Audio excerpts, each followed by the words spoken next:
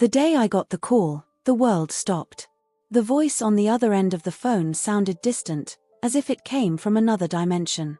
"Madam, I regret to inform you that your husband, Mateo Garcia, has died in a traffic accident on the M30. The words stabbed into my chest like icy daggers, stealing my breath and leaving me in a state of utter disbelief. I remember dropping the phone, my legs giving way under the weight of the news. I collapsed on the floor of our living room, that same room where Mateo and I had shared so many laughs, dreams, and plans for the future. Now, in a matter of seconds, all those plans had evaporated like morning fog. The next few days passed in a haze of pain and confusion. Friends and family came and went, their voices an indistinct murmur in the back of my consciousness. I moved like an automaton, signing papers, making funeral arrangements, all without really processing what was happening. It was as if a part of me refused to accept reality, expecting to wake up at any moment from this nightmare. The day of the funeral arrived, grey and cold, as if the sky of Madrid was crying with me. I stood in front of the coffin, unable to believe that inside lay the man with whom I had shared the last 10 years of my life. Mateo, with his contagious smile and his eyes full of life, now reduced to a motionless body in a wooden box. That's when I saw her. Sofia, Mateo's mother, was slowly approaching down the aisle of the church. We had never been close. In fact, our differences had been a cause of tension on more than one occasion. But in that moment, seeing her eyes reddened by crying and her figure hunched over in pain, I felt an unexpected connection with her. "My girl," he said in a broken voice as he hugged me. "I'm so sorry. My Mateo, my little one." His words were lost in a heartbreaking sob that echoed off the walls of the church. I found myself hugging her back, both of us united by the pain of loss. For a moment, all our past differences seemed insignificant compared to the magnitude of our shared tragedy. After the service, as the attendees slowly dispersed, Sofia approached me again. His trembling hand rested on mine, and his eyes, so similar to Mateo's, looked at me with a mixture of pain and determination. "Honey," she began, her voice barely above a whisper, "I know you and I haven't always agreed on everything, but Mateo was my son and your husband. Now more than ever we must be united. Please let me help you. You don't have to go through this alone." In that moment of absolute vulnerability, with the weight of pain crushing my chest and the prospect of a future without Mateo terrifying me, Sofia's words were like a lifeline in the middle of a raging sea. Without a second thought, I nodded, tears running freely down my cheeks. "Thank you, Sofia," I managed to articulate between sobs.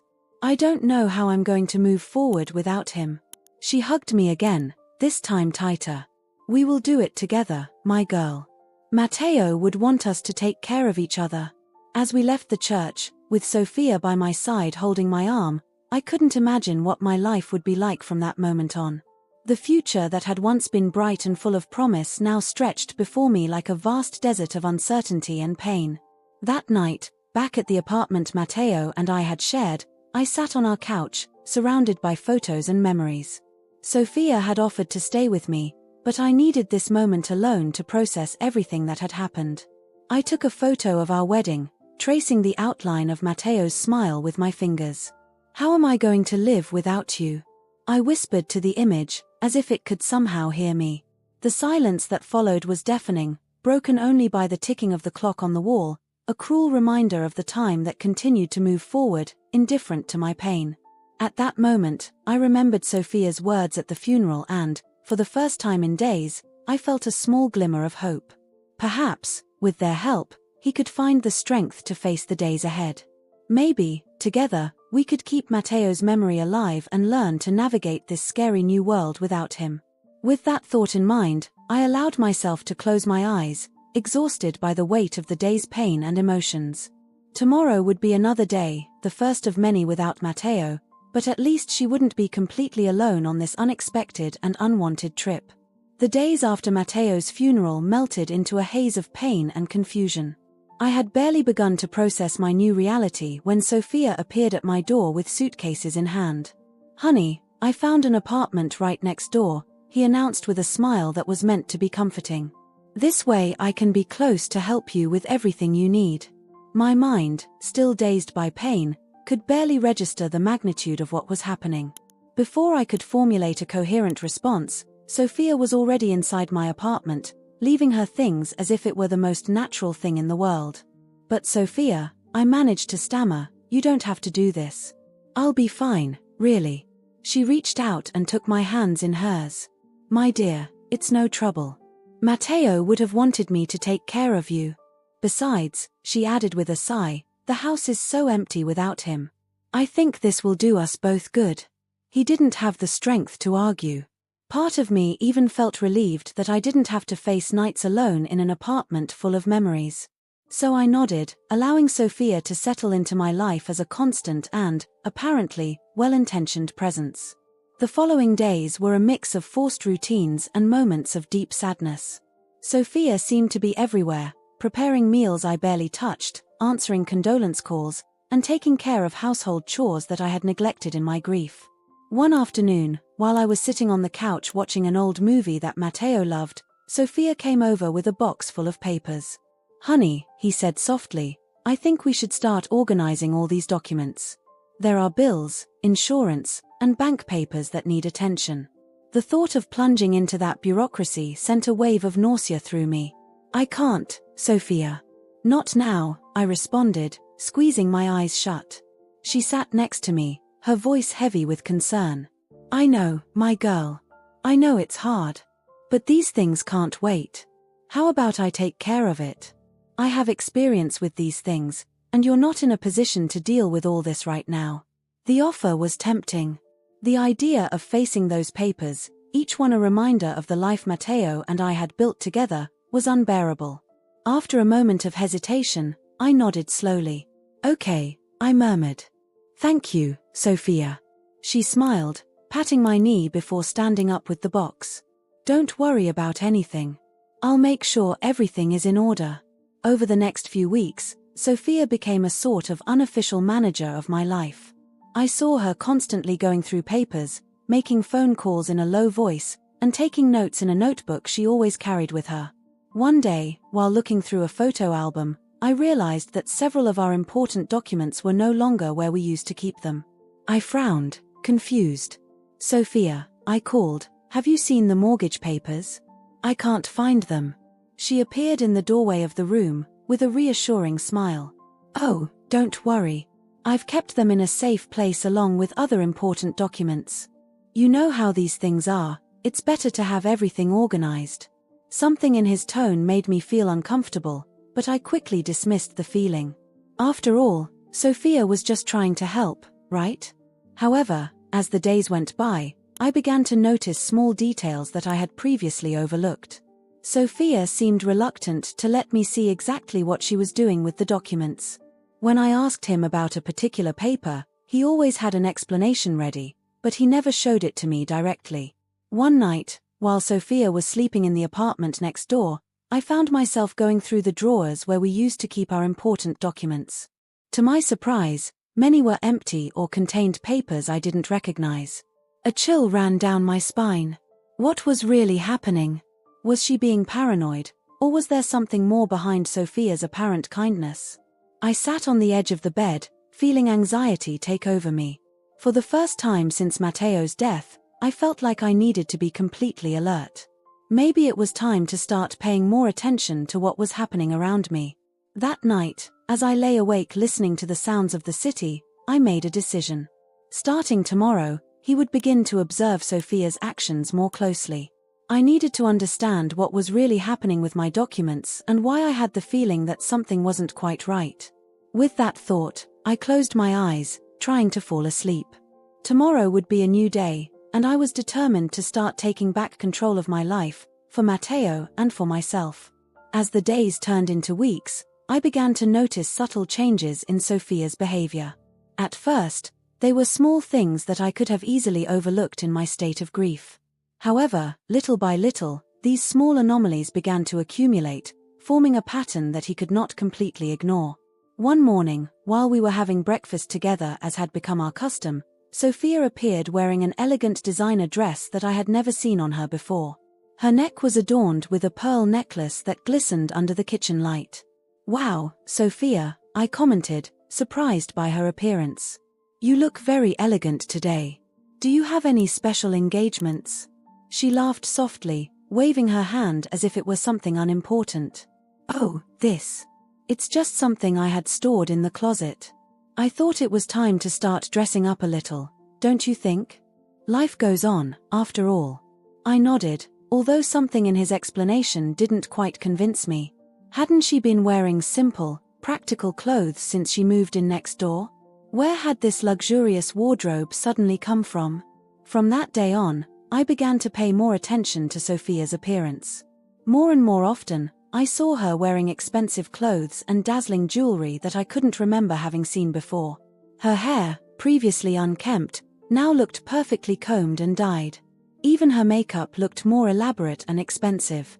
One afternoon, as Sophia hurried out of the apartment, I couldn't help but notice the gold watch adorning her wrist. She was sure it was new, and by the looks of it, extremely expensive. "Nice watch," I commented casually. "Is it new?" Sophia seemed startled for a moment, as if I had caught her on something. Then, regaining his composure, he smiled. "Ah, yes. A little treat. You know, sometimes you have to indulge yourself in life." Before I could ask any more questions, he quickly said goodbye and walked out, leaving me with an uneasy feeling in my stomach. Sophia's mysterious outings also became more frequent. I often saw her leave at odd hours, dressed as if she were going to a gala, only to return hours later without explanation. When I asked him where he had been, he always had a vague answer ready. "I just went to have coffee with some friends," she would say, or "I had to run some errands." But something in his tone of voice, in the way he avoided my gaze, told me that there was more to those outings than what he was telling me. One night while we were having dinner, I couldn't contain my curiosity any longer. "Sophia," I began, trying to keep a casual tone, "you've been going out a lot lately. Is everything okay?" She looked at me over her glass of wine, an enigmatic smile playing on her lips. "Of course, dear. I'm just trying to keep busy. So I don't think too much about, well. His response left me even more confused. Wasn't he supposed to be here to help me deal with the loss of Matteo? How could she be keeping busy when she was supposedly spending her time taking care of me? As the days went by, my intuition screamed louder and louder that something wasn't right. The Sophia he knew, Matteo's mother who had always been practical and simple, seemed to have been replaced by this glamorous and mysterious version. One afternoon, while cleaning the apartment, I found a crumpled receipt at the bottom of the trash can. I carefully smoothed it out and almost fainted when I saw the amount. It was from a luxury jewelry store and showed the purchase of a diamond necklace for an exorbitant sum. My mind was spinning. Where was Sophia getting all this money from? As far as I knew, she lived on a modest pension. How could he afford these sudden luxuries? I wanted to confront her, demand explanations, but something stopped me. Maybe it was fear of what I might discover, or maybe a part of me still clung to the idea that Sophia was here to help me, that her intentions were pure. That night, lying in bed, staring at the ceiling, I couldn't stop the tears from rolling down my cheeks. I missed Matteo more than ever. He had always been my rock, my confidant. What would you say to me now? Was he telling me to trust his mother, or warning me to be careful? I closed my eyes, trying to imagine his voice, his advice. But the only thing I heard was the echo of my own thoughts, full of doubts and suspicions. Despite all the warning signs, a part of me was still trying to ignore these concerns. Maybe Sophia was just dealing with her own pain in a different way. Maybe everything had an innocent explanation. But as I fell asleep, a little voice in the back of my mind whispered that it was time to stop ignoring the obvious. Something was happening, and sooner or later, he would have to face it. The clock read 2 in the morning when the sound of keys hitting the door woke me up. I sat up in bed, alert, listening to the staggering footsteps approaching down the hallway. The door to my room burst open, revealing a Sophia who could barely stand. "Darling," he exclaimed in a slurred voice, leaning against the door frame. "Why are you up so late?" The smell of alcohol permeated the air. I had never seen Sophia in this state, and the sight left me momentarily speechless. "Sophia, are you okay?" I asked, getting out of bed and approaching her cautiously. She let out a shrill laugh that made me shudder. Good. I'm doing great. I've never felt better in my life. I tried to guide her towards the living room couch, but she resisted, swaying dangerously. No, no, I don't want to sit. I want to celebrate. Let's toast. Sophia, it's late. I think you should rest, I insisted, increasingly worried about her erratic behavior. That's when it happened. Sophia, in her drunken state, let out the words that would change everything. Oh, dear, you are so good. So naive. Thank you for the money, you know? I already spent more than 40,000 euros, haha. My blood ran cold instantly. Money? What money? My mind began to spin, trying to process what I had just heard. Sophia, what are you talking about? What money? I asked, trying to stay calm despite the panic that was beginning to take over me.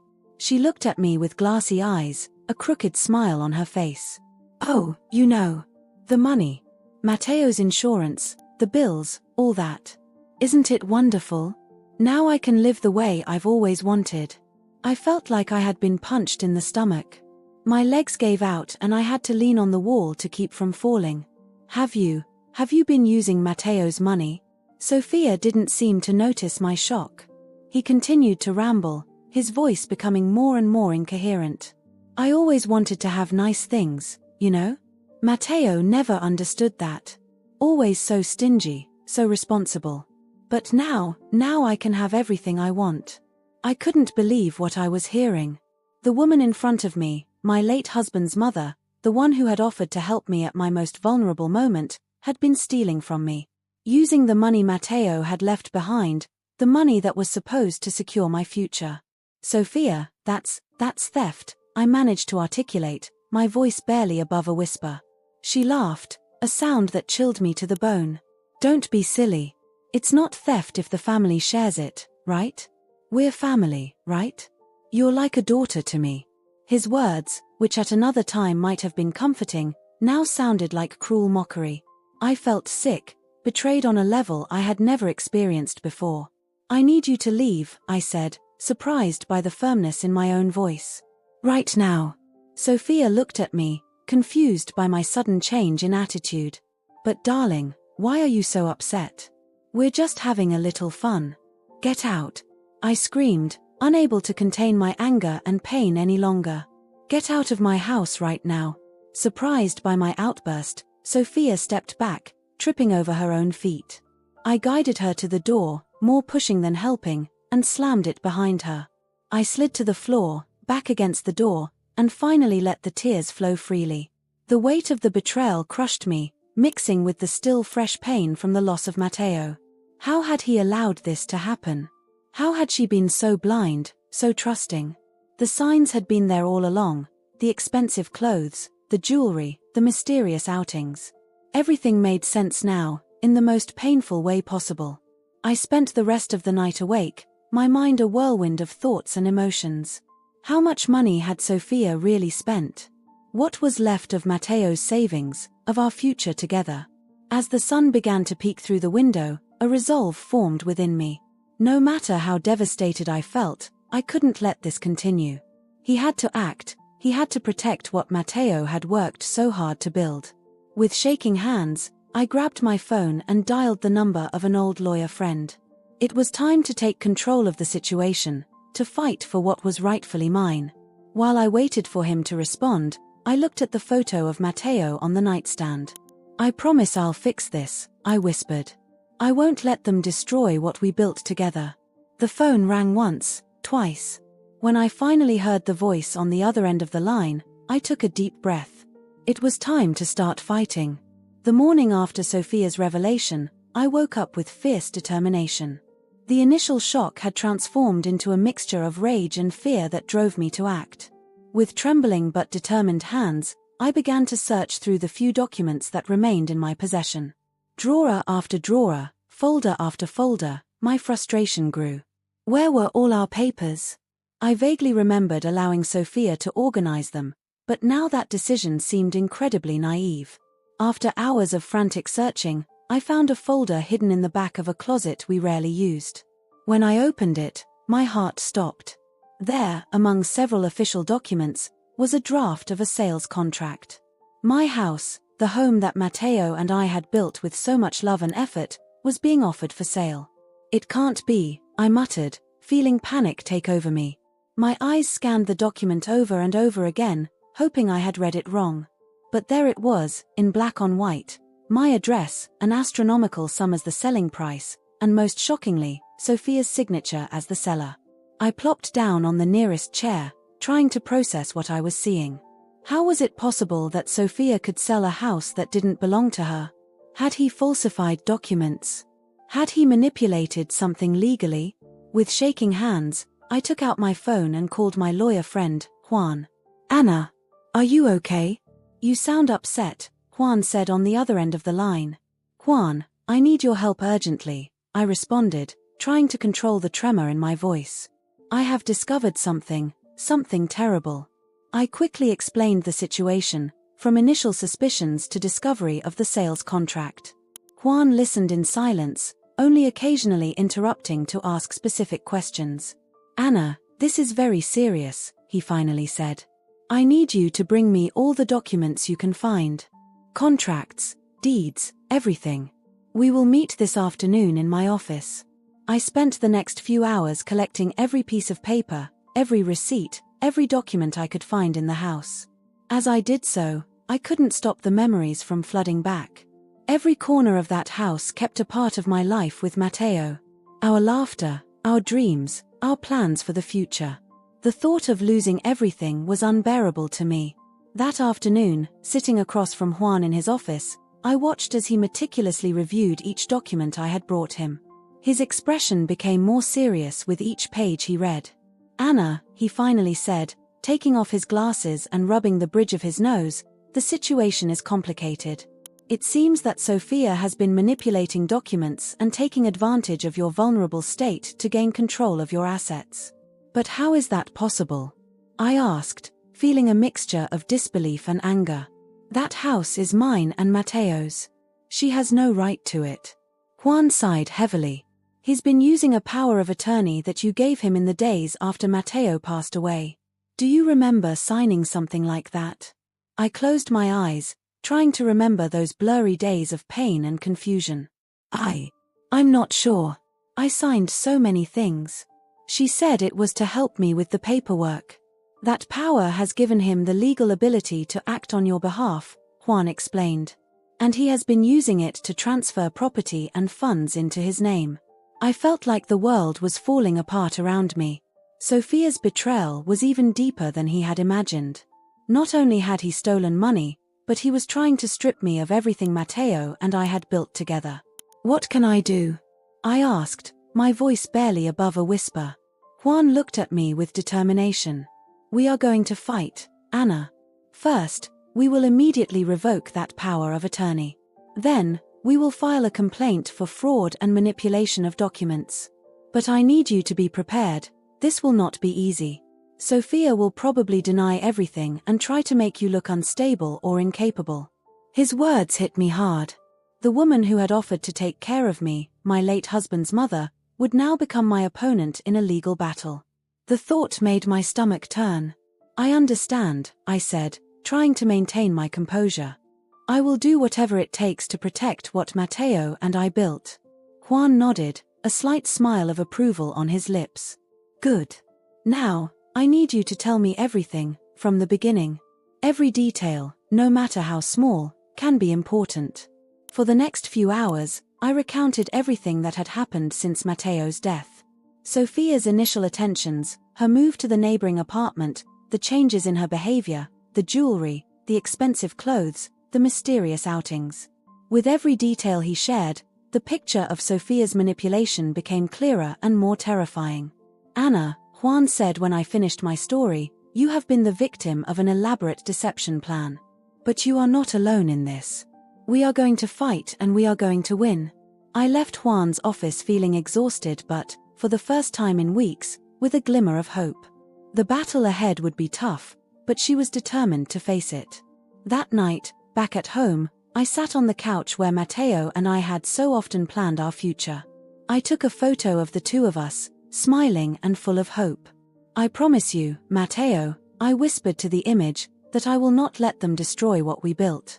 I will fight for our home, for our dreams, for everything you meant to me. With that promise in my heart, I began to plan my next move. Sophia had underestimated me, thinking that my pain had made me weak and helpless. But I was about to discover that I had awakened a strength in me that I didn't even know I had. War was declared, and I was ready to fight. The days following my meeting with Juan were a whirlwind of frenetic activity and stealthy planning.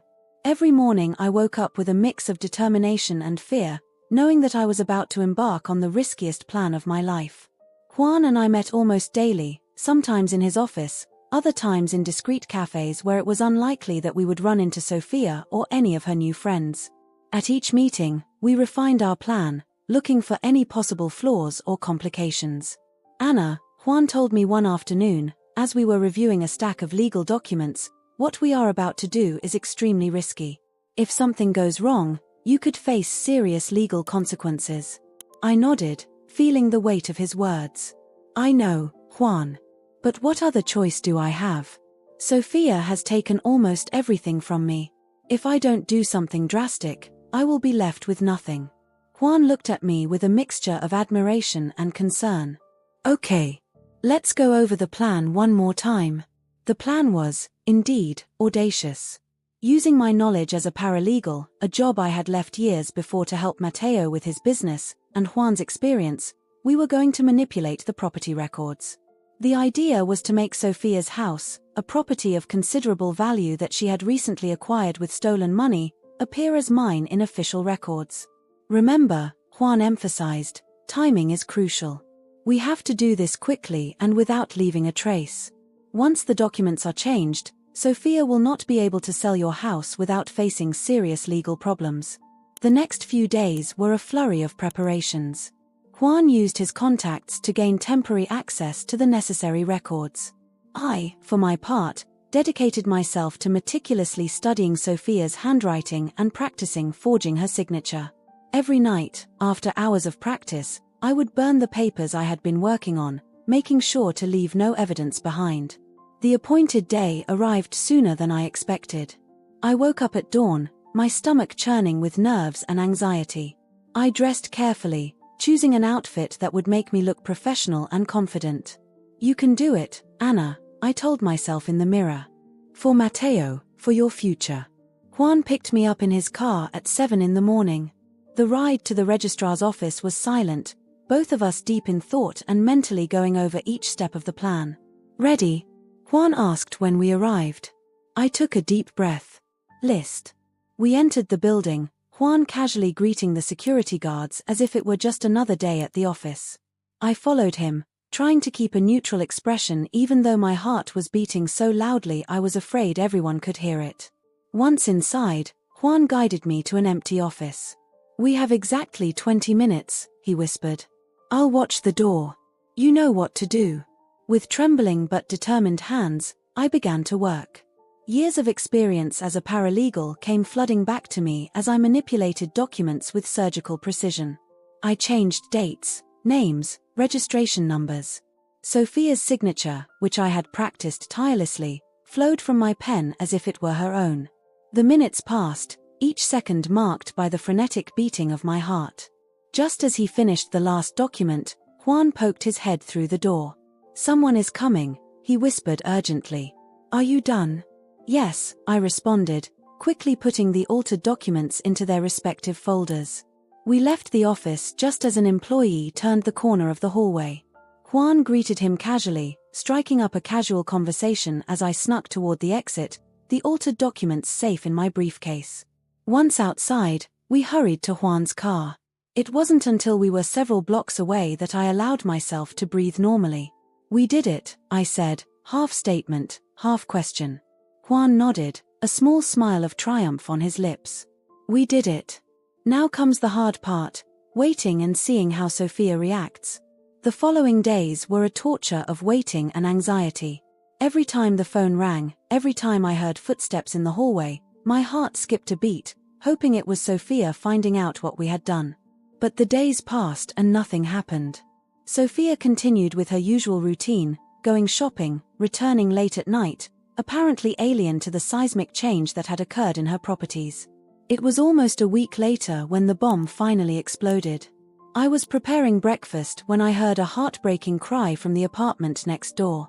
Seconds later, Sophia broke into my kitchen, her face a mask of fury and panic. "You!" he shouted, stirring a roll in front of my face. "What have you done? My house. The documents say it's yours. How is it possible?" I forced myself to keep calm, facing his furious gaze with a tranquility that he did not feel. "Sophia," I said softly, "I think we should sit and talk." "I don't want to sit. I want to know what you have done with my property." "Your property?" I replied, allowing a touch of hardness to slip in my voice. "Do you mean the property you bought with the money you stole from me?" "With Matthew's money?" Sophia paled, stepped back as if she had hit her. "No. I don't know what you are talking about," he blotted.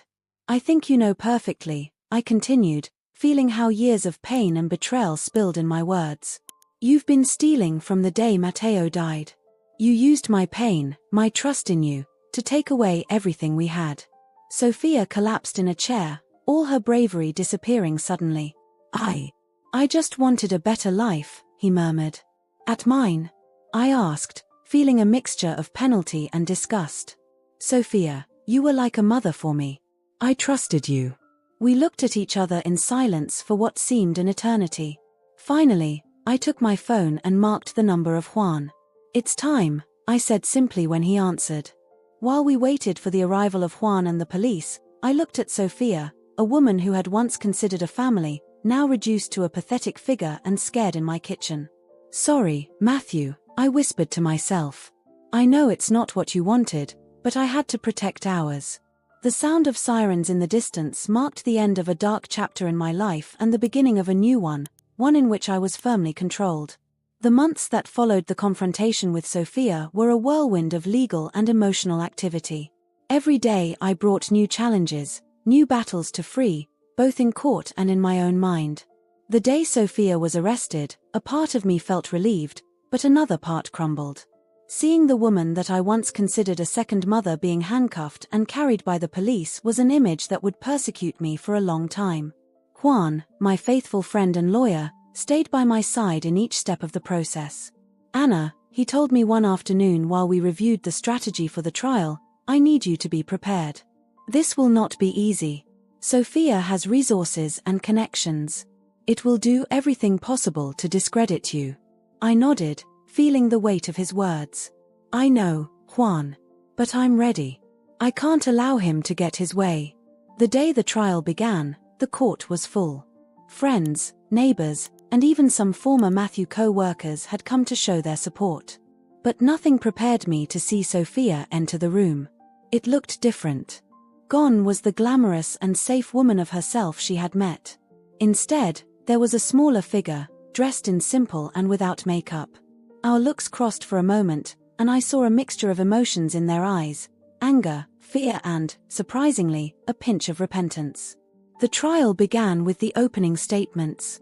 Sophia's lawyer painted a picture of an afflicted woman who only tried to help her daughter-in-law. He described me as unstable, unable to handle my finances, in need of Sophia's guide.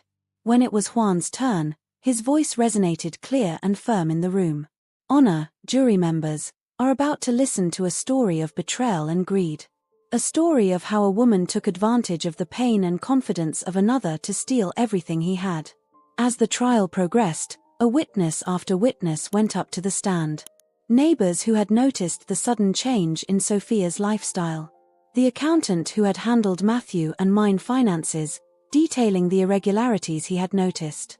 Even some of Sophia's new friends, who, faced with possible positions for complicity, decided to testify against them. But the crucial moment came when it was my turn to get on the stage. While walking towards the front of the room, I felt everyone's eyes on me.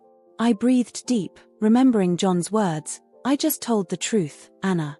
Your honesty will be your best defense." For hours, I told my story.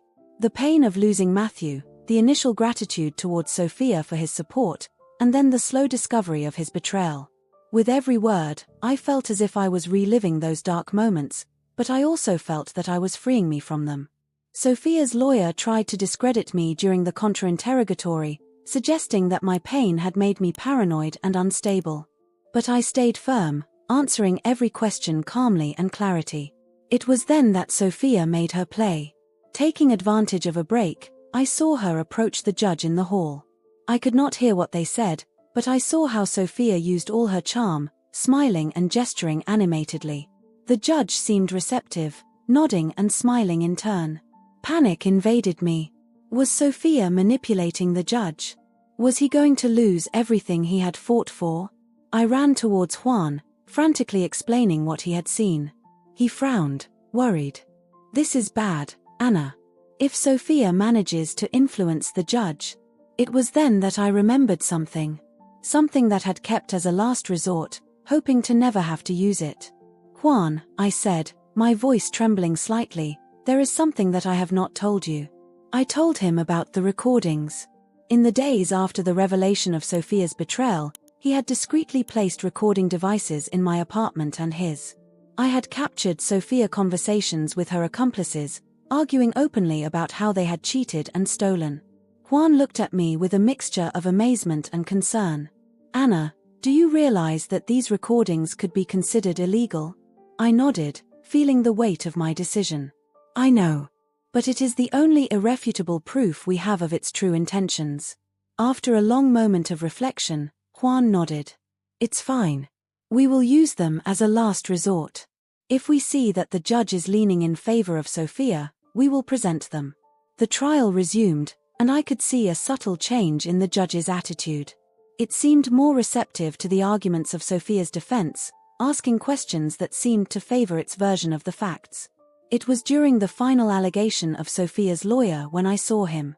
The judge nodded, his expression softening while listening to how they described Sophia as a maternal figure that just wanted the best for me. I looked at Juan and nodded. It was time. "Honor," Juan said, standing up. "The defense would like to present additional evidence." Sophia's lawyer protested immediately, but the judge, intrigued, allowed Juan to continue. "We have recordings that demonstrate, without a doubt, the true intentions of Mrs. Sofia Garcia," Juan announced. Sophia's face paled visibly.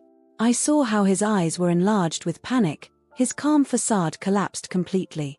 While Juan reproduced the recordings, the room was silent. Sophia's voice, clear and without regrets, filled the space, detailing how I had fooled, how I had planned to keep everything that Matthew and I had built. "That fool does not suspect anything," Sophia was heard in one of the recordings. "By when you realize, I will have sold the house and I will have gone. It deserves something better than this, you know? A life of luxuries, not tied to the memories of a dead man." Each word was like a dagger, but I forced myself to maintain composure. I saw how the judge frowned, his expression changing from sympathy to indignation. When the recordings ended, a sepulchral silence fell on the room.